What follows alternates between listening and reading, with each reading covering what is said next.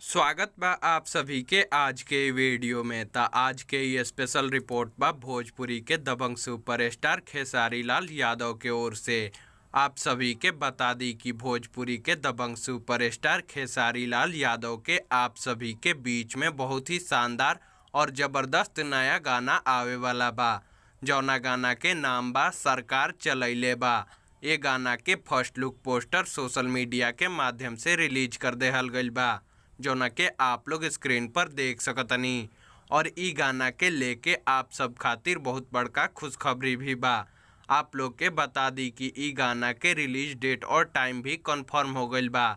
ई गाना के गौले बाड़े खेसारी लाल यादव जी और अंजलि भारती, और ई गाना के लिखले बाड़े पवन पांडे जी, और ई गाना के संगीत से सजैले बाड़े शंकर सिंह जी।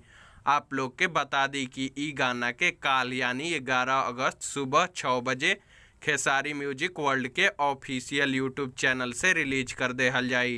तो आप लोग कमेंट में बताएं कि आप लोग के ई गाना के नाम और फर्स्ट लुक पोस्टर कैसन लागल और कितना लोग ई गाना के इंतजार कर रहल बा।